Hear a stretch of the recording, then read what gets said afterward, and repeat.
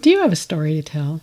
In today's episode, my guest, Niels Kwakernaak, and I are going to uncover why your story matters. Not just for you, but for future generations. If you've ever felt the nudge to share your personal experiences, this conversation can be your guidepost. Be sure to stay to the end where Niels shares his number one tip for writing your stories. Do you fear what lies beyond retirement? What if it's a gateway to a life filled with purpose, meaning, and adventure rather than an end? Discover peace and fulfillment as you boldly enter this new chapter in Courageous Retirement, a Christian podcast. I'm your host, author and coach, Vona Johnson. Let's get started. I am excited to have this conversation today because we all have a story in us. I mean, just in the few minutes leading up to this conversation, Niels and I talked about some of our backstories and how we met our spouses and things like that. So we all have a story somewhere to tell, but we don't all realize how important it is to get that out. When I met Niels and we started having this conversation, I realized that this is something, even if you're sitting here listening to this, and you're thinking, I'm not an author, I don't like to write, I can't write, I want you to stay with us today because I think this is something that could really change the way that you look at your life and your legacy. Niels, let's jump in. First of all, welcome. I am so excited to have you here today, Thank you. all the way from the other side of the world. How amazing is our technology that we can have a Yeah, conversation when we're on opposite ends of the world? yeah. The sun has just come up there, and it's soon gonna go down here. So it's we're really on different sides of the world. Yeah. Niels and I met in a C Suite for Christ gathering one day. And because we both write or are authors, we connected. And there are just so many interesting things to talk about, where you're from. I have so many questions, and I've had the opportunity to ask some of those. But I just really, really love this idea of writing our story. Niels, will you tell us why is it important that we get our story written and do it in a way that will have meaning for folks? Well, first of all, why we would write it is we want to leave a legacy to the people who come after us, our children, our grandchildren. We want to, especially when you are retired, you have the time to write these things down. And there might come a time that you're not there anymore. And I know how precious it is to have something then. My mother passed away a few years ago, and I still have some written works by her hand, and just having that is such a treasure. So I can open it and read some of it and hear her voice in my head and discover some of the things that she was thinking. I mean, I have this little book that she wrote when she was a teenager. So I hear her voice, but also some things that betray this youthfulness still, and it's just such a treasure to have.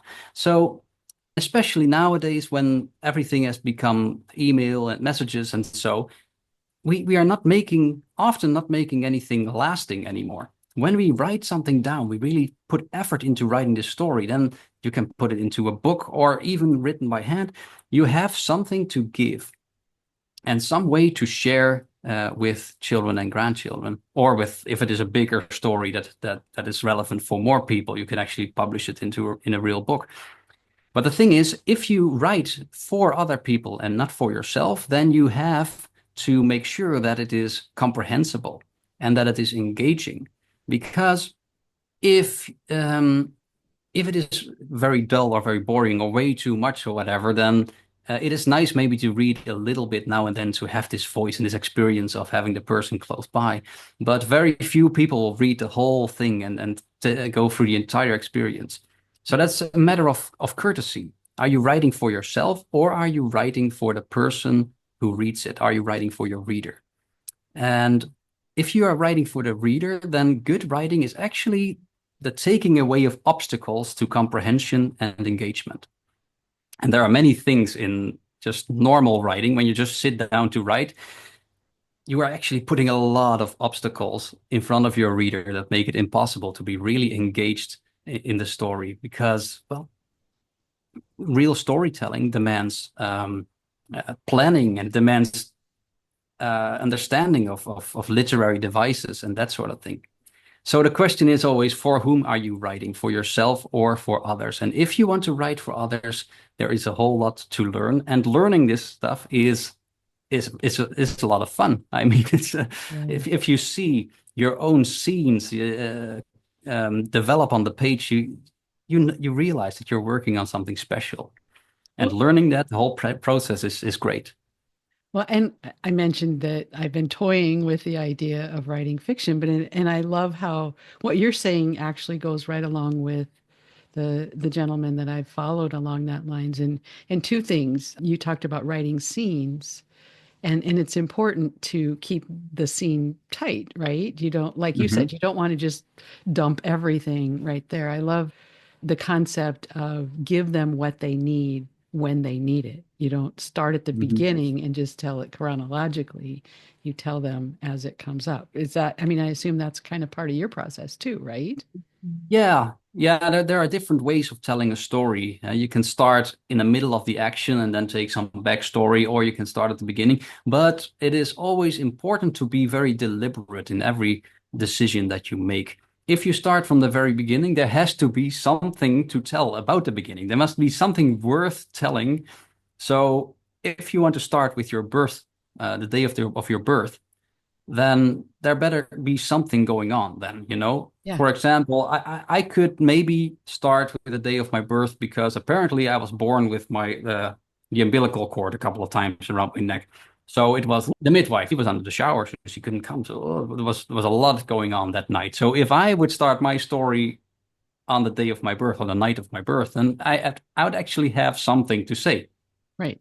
Whether it is interesting, that is for other people to decide. And Yeah. I might have to talk with an editor about that. But most births are just that, you know, and there's no action. The point is you want to lure the reader in such a way that they are immediately, boom, in the middle of something, so that Yes. they want to know what's going to come next. Yes. I love that. But I'm guessing that most of the people that will be listening to this are thinking, I don't want to write a book. That's not a goal of mine. So, I mean, we've already talked about the fact that we we want to write it for that legacy piece. And when you were speaking, it occurred to me that I'm working on a project where a woman just started her own personal journey after she had discovered she had dementia. And so I'm working with a group. Her family's given us permission to actually publish this so that other people can learn from that experience. And Hmm. so that's maybe a little bit different than what you're talking about, but I think it brings home the point that those words of hers are precious to not just her family, who now can understand what she was going through, but even me, who I have both of my parents with dementia. And just to have that insight into what she was going through helps me understand a little better what they're going through. So, like I said, Hmm. there's always a benefit somewhere. And if God Yeah. has nudged us towards that, Hmm. we should heed that. Yeah. Yeah, exactly. It can be very redemptive for other people, but also for yourself. I mean, Okay, it can tell us some more help. about that. You can writing can really help you process things. You know, things that have been painful, trauma, Yeah. or certain questions you still have to work through. Writing is actually thinking on paper and really taking the time to think through things can really help clear things up and also really help to give relief from pain. So Yeah. even if you have no intentions whatsoever to publish anything, it can be such a good thing for your soul and for your brain, for your mind to write these things down, even just in longhand, so that maybe maybe you have a handwriting that nobody can read. It doesn't matter. It is about putting it down on paper, and in a way you entrust it to God also. I can write in prayer basically, and I think that is it has so many benefits for your soul, for your brain, and for your own thinking. I mean, you use when you write and structure your thoughts, you're using the executive functions of your brain, and that is really healthy to do. Even if you don't want to publish anything, this it's still a very good thing to do. And sometimes that may lead to the discovery of things that are worth sharing. And so it wouldn't be the first time that somebody was just free writing and figures out like, hey, wait a second, I do have something to say. I have something to tell, to share. Well, I really like that. And I can think of many times when I've had a conversation with a friend who something that's been troubling them for some time. And at the end of the conversation, they'll say something like, I don't know why I just told you that, but I just feel so much better having said it. And Right. the way you explained it is you could get that same benefit from writing it down, Mm-hmm. just to process it. And you realize that you can almost like reflect and realize that you were holding on to things. I spoke with a therapist once. It might actually be one that I edited a book for. I'm not entirely certain anymore, but to the recommendation in that book was to write down from the place of hurt, write down the traumatic experiences, and then burn the paper. Yeah, yeah, And then that should then be. It's of course a symbolic act, but it's sort of you burn that thing. You don't want that to determine anything in your life anymore. So, and that is also the not only the act of writing there, but also the act of burning it. But still, it is clear that when you write things down, you loosen it up, you create new space. yeah. I love that. So tell me, Niels, how did you get to this point where you are now helping? I assume you're editing and coaching and I mean helping people through that whole process. How did you get there? What got you started on this path? Yeah, this is somewhat of an unusual job, huh? I've always wanted to be a writer, I think. There have been times in my life that I wanted to be all kinds of things from I want to be a famous drummer and I wanted to do all kinds of things, but uh, becoming a writer was something that kept coming back. But I guess I never had the confidence that I could do it until at some point my hostess in Jerusalem said, "Hey, you are very talented. I think you should do a course." And I thought, okay, it's cool that you tell me that I'm talented, but do I need to do a course? That means that I'm bad, right? Um, well, not at all. Of course, this is a craft that you have to learn. So I learned there from my hostess that writing is not something you are born with. It is not a talent that you naturally have, usually. It is something you have to learn. So I learned it at the Institute for Writers. And a few years later, when I made Aliyah, when I came to live in Israel, I got the opportunity to work for an editing company from America, is working from home. So I had to do a test, and it was really, really good.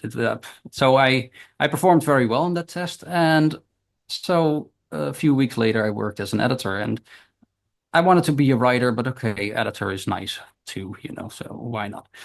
Later, when began to get somewhat bored with agency work, I decided to start for myself, and then I got to work on Christian books, and that is actually, let's say, quote unquote, coincidental because my stepbrother started a publishing company at the very same moment without our we had no idea, so another stepbrother said, hey, maybe you can help each other out. I'm like, oh, okay, why not? So now I've been working for that publisher for quite a few books already. I began to see that many of the books that I worked on from different customers had very similar issues, and I realized that um, well, an editor works after, once the manuscript is done, an editor takes all the mistakes out and tries to fix whatever is broken. But I realized that many of the errors were caused by mistakes at the beginning of the process. If I could just hop on earlier in the process, I would be able to do much more for the writers. So I began to think, well, maybe I can teach writing. Maybe I can coach writers to do it right from the beginning, so that once they have their final manuscript that lands on the editor's desk, the editor has to do much less work, and that is much cheaper then. Sure. So yeah, that's how I got to coaching, and this is what I'm trying to set up. So in the meantime, I'm still mostly editing. Okay. Well, that's really fascinating. Where were you when I started writing? How long ago is that?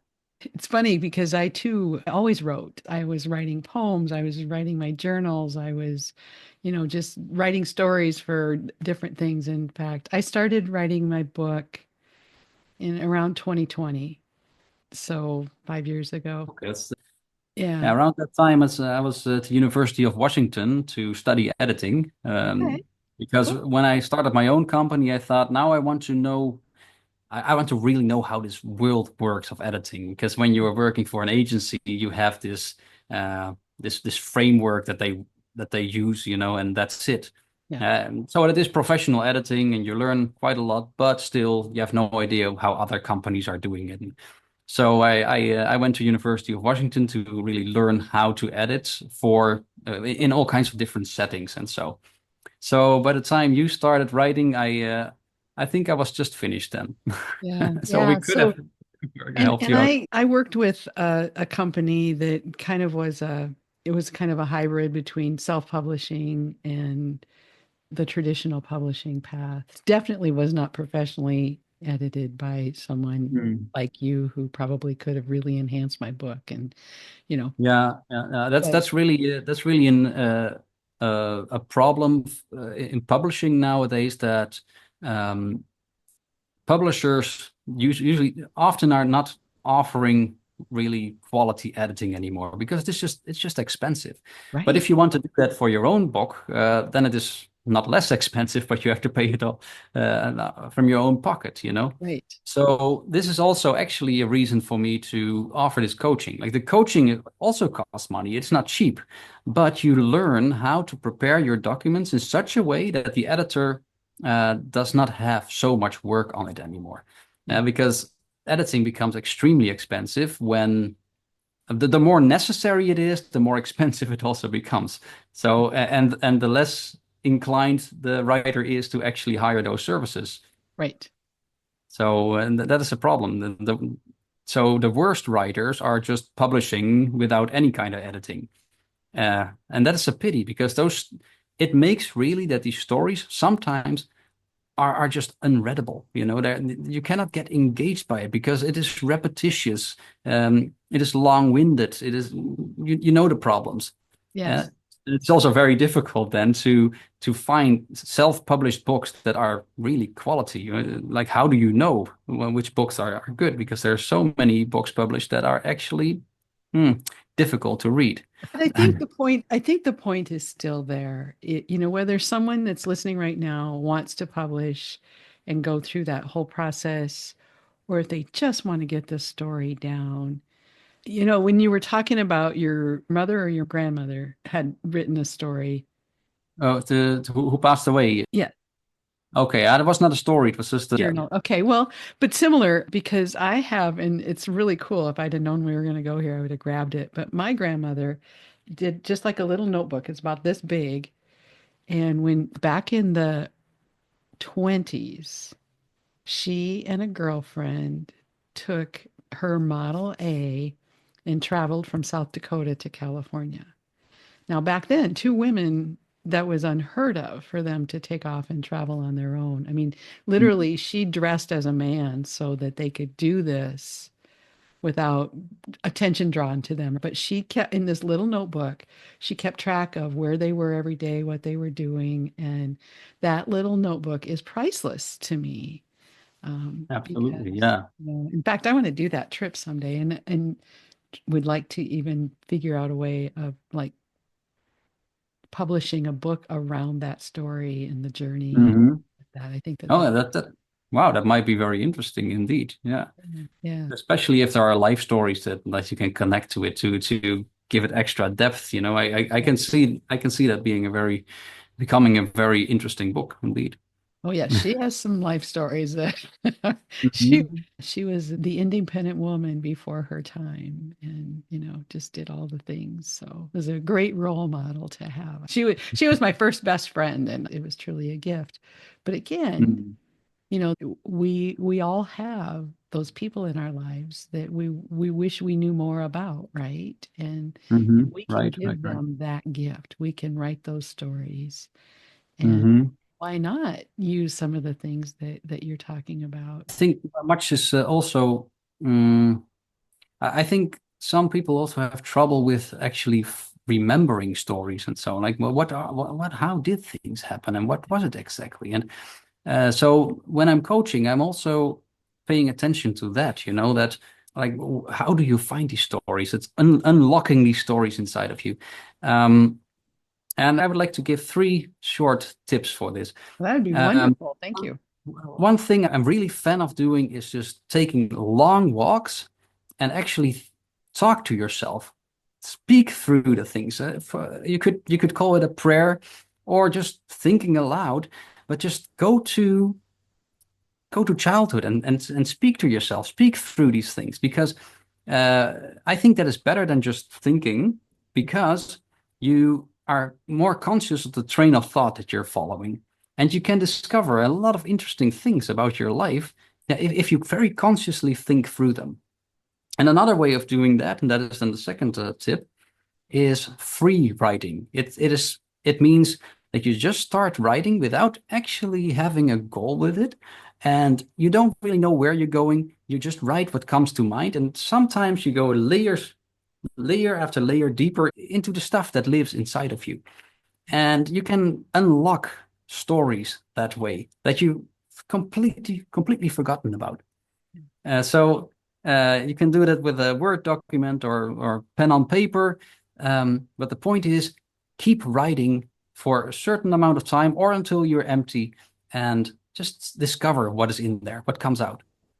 And then the third one that I find extremely helpful, and actually it helped me also remember all kinds of things that I completely forgot, is to draw a map of places where you have lived. For example, the house you grew up in and all of the streets surrounding that house and all the houses that you remember being there and the bridge and the pond and the park and mentally walk through all these places and just basically look around and see what happened in those places. What happened there? Well, hey, that old lady over there, she always gave me cookies. Hey, why was I there, because she had this and that. And when I'm thinking, when I'm drawing a map of some place where I lived, and you can do it with every time frame of your life, then these memories begin to come up. When you draw this little house on the map with the um, little pathway and the street and where the cars are parked, then all these memories slowly begin to pop up, and you can write them down as just for all I care on the map in a few words. The memory describe the memory that is linked to that place. And then later you can take those little fragments of memory and free write about them to find out more. And then sometimes you can rediscover all kinds of things, like how people were looking, why they were, how they were standing, what they were saying. You can discover a whole lot of things by just trying to see it again. And Yeah. a map can be extremely helpful. I love those ideas. That last one especially really is a fascinating concept. I think that would be really, really helpful. I found in my writing, they talk about, getting into the zone and, it's like getting all the outside world interruptions aside. And when I got to writing, it was like just filled with the Holy Spirit. And I mean, there would be times I would go back and be editing and reading through what I wrote, and I would be like, wow, I wrote that? Mhm. Where did that come Right, right, from? right. And that Hmm. that in itself is just an amazing gift. Before we had this conversation, we both separately prayed about this conversation. You mentioned it Hmm. and I didn't, but I absolutely was. I always do. And I think that that's a great tip for anyone, but whether they're going into a conversation or whether they're sitting down to write or whatever, but to just pray and ask the Holy Spirit Hmm. to Yeah, guide yeah. those thoughts. And Right, right. Actually, my coaching is divided into 6 action steps. And the first one is simply aligning your heart with God's heart. It is mm, making sure that your mission in life is to do what God wants you to do, because from that you can find subjects to write about and your mission, etc. If you write from a desire to please God and to write the things that He wants you to write about, start off on such a good basis. Yeah. I I can see where I could benefit from your coaching. When do we start? No, maybe we've started already. Maybe we have. Maybe we have. This has been so enlightening. I've just really enjoyed this. And I know that we've only hit the tip of the iceberg. And that's okay because we don't want to give all your secrets away in this conversation. If someone listening to this was like, I need this. I'm right where God needs me this moment and I need to take the next step. How could they work with you? How could they take that next step? Well, there are a few things. First of all, I have an email list that every week I try to send some good tips, some good advice to all my subscribers. And also, it comes with a free writing course where I give also some of the best of my advice. My advice in general is free. What is not free is my actual hands-on help. So I also offer 1 hour free coaching sessions. The first hour is always free, and I'm going to do everything to help you unlock these stories and to develop a pathway forward. And if then you don't want to work with me, no problem whatsoever. This hour is for you to help you. And those are a few things you could do. Join my mailing list, and when you do so, I offer you also a free coaching session. And well, within that coaching session, I might also recommend some books that are perfect to start with. My website is www.yourbeststory.net. Yourbeststory.net.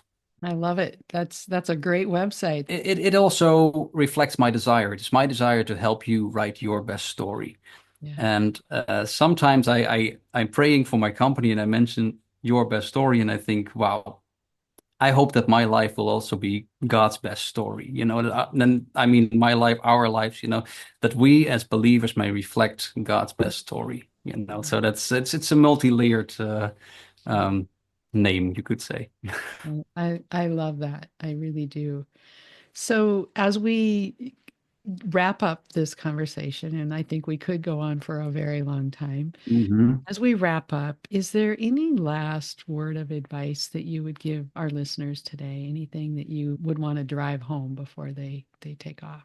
Yeah, I think what I had a whole list of things I had wanted to say, but I think the most important thing is there to be authentic. I think that is what anybody who reads your work wants is they want to read about a person, somebody who's not hiding behind difficult words or theories or who is not presenting the subject from a distance, but who is really speaking about everything from their own experiences, from their own feelings, so that people who read your work will really read a person's story. And yeah, that's Yeah. it. That, Authenticity is super important. well, it is. And I think, we have our world in general has this tendency to want to polish things up and make them pretty before we present them. And what I Right, hear you right. saying is don't don't make that your focus. No, focus on presenting your story as powerfully as possible, but be very vulnerable in what you say. I Yeah. think that is this vulnerability, and that is the way to people's hearts. And indeed, to present a better version of yourself, it's not helping anybody, right? Well, and I think that's great advice for whether we're writing our story or having a conversation or anything that we do to Hmm. just be ourselves and be vulnerable. And yeah, I love that. And I'll bring it all the way back to the beginning of the conversation. There are times when we don't need to bring the whole dump truck, right?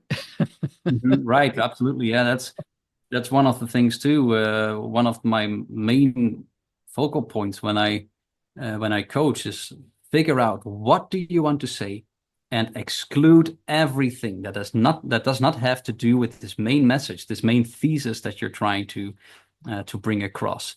So learn to exclude things. Learn to really to pinpoint what you want to say and make sure that every chapter that you write works to convey that one message. Because readers can get lost, right? Literally, they can be completely lost in a book that, well, actually, when people say I got lost in that book, they often mean something positive. I mean that they just don't know anymore where it's going, you know? And that is, I think, danger number one when you start writing without a plan. So make sure that you know what you're going to say and then create a plan as to how to get there so that your reader knows that they are in good hands. Oh, I think that is excellent advice and a really great place to end this conversation. Niels, I just want to thank you so much for taking the time out of your busy day. And now that you're wrapping up your busy day, but anyway, thank you so much for sharing this wisdom. I'm excited to continue to learn and grow in my writing with you. So thank you so much. Take care. My pleasure. And good luck with your own writing and with your fiction. If you have any questions, then you know where to find me. I do. Thank you. God bless you. Bye bye. So I'm curious, what stories are you thinking that you maybe should write down? Is God nudging you in that direction? I encourage you to put into practice some of the tips and strategies that Niels offered today and see if God won't help you write that story. If He brought you to it, He will help you get it down on paper. And who knows whose lives you will touch by writing down those stories that He has laid on your heart and those messages, that inspiration to help others know that they can trust Him and lean on Him. So I just want to thank you for stopping by today. I hope you'll come back in a couple of weeks. We're going to take a little bit different approach and start talking about how we can finish well as we near retirement. What does it look like to wrap things up nicely and finish well? I hope you'll come back for that. In the meantime, I pray that you will always, always engage your faith, live your more in this beautiful time of courageous retirement. God bless.